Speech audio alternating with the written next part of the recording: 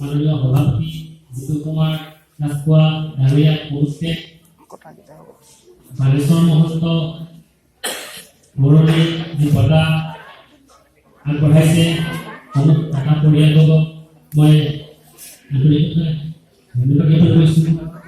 লগতে উপস্থিত সকলো ৰাইজ সাংবাদিক বন্ধুসকল,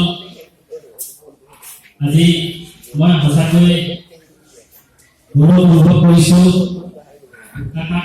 নাট্য মন্দিৰত যি ইলেক্ট্ৰনিক মিডিয়া জাৰ্নেলিষ্ট এছ'চিয়েশ্যনে নিউজ নেটৱৰ্কে যি সন্মানীয় বঁটা আগবঢ়াইছে।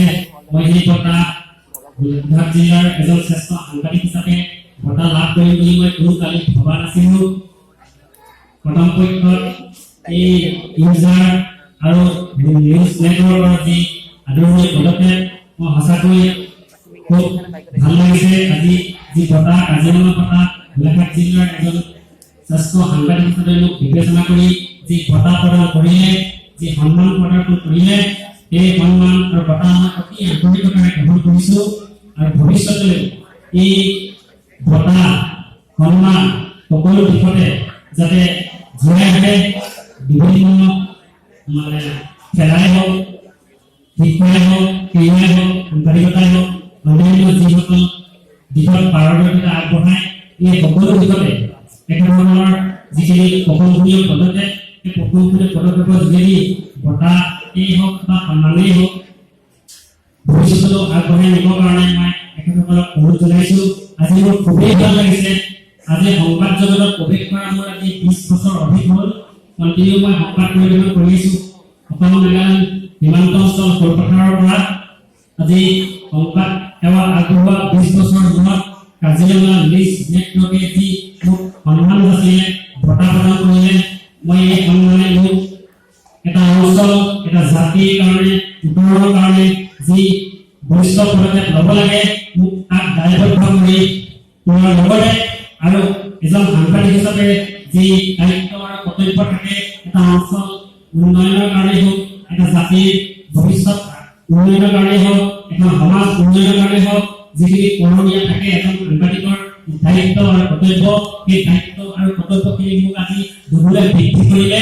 আৰু কাজিৰঙা নিউজ নেটৱৰ্কে এই বঁটা প্ৰদান অনুষ্ঠানৰে মই ভৱিষ্যতলৈও যাতে এনেকুৱা আৰু একো আগবাঢ়ো, তাৰ পৰা মই আপোনালোকক সদপি ৰাইজলৈ মই আশীৰ্বাদ বিচাৰিছোঁ। অকল কাজিৰঙা নিউজ নেটৱৰ্কেই নহয়, জিলাখনৰ এজন শ্ৰেষ্ঠ সাংবাদিক হিচাপেই মই যাতে অসমৰ এজন আগলৈ যাতে এটা ভাল বঁটা লাভ কৰোঁ, তাৰ বাবে মই আজি আপোনালোকৰ এই মঞ্চৰ পৰাই মই আশীৰ্বাদ, সকলো ৰাইজৰ পৰা আশীৰ্বাদ বিচাৰিছোঁ। এই আশীৰ্বাদ যাতে মই কাৰ্যকৰী এটা সময়ত কৰিব পাৰোঁ তাৰ কামনা কৰিলোঁ। চতুৰ্থ প্ৰতিষ্ঠা দিৱসৰ নিউজ নেটৱৰ্কৰ আজি সকলো কৰ্মকৰ্তাসকলক মই সকলোকে ধন্যবাদ জনাইছোঁ।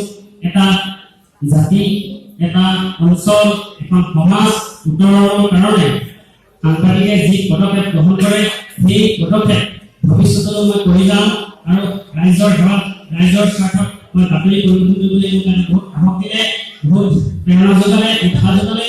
এই প্ৰেৰণা উৎসাহ মই আঁতৰি গৈছোঁ আৰু ভৱিষ্যতলৈ মই ৰাইজৰ স্বাৰ্থত কলম তুলি ল'বলৈ মই প্ৰতিজ্ঞাবদ্ধ হ'লোঁ। আজিৰ পৰা তেখেতসকলে নিউজ নেটৱৰ্কৰে কাজিৰঙা বঁটাৰ যি সন্মান আছিলে, এই সন্মান মই কোনো কাৰণে পাহৰিব নোৱাৰোঁ। অনাগত দিনতো আপোনালোকৰ এই পদক্ষেপ জীয়াই ৰাখিব বুলি মই আশা কৰিছোঁ। চমুকৈ মোৰ বক্তব্য ইমানতে সামৰি লৈছোঁ।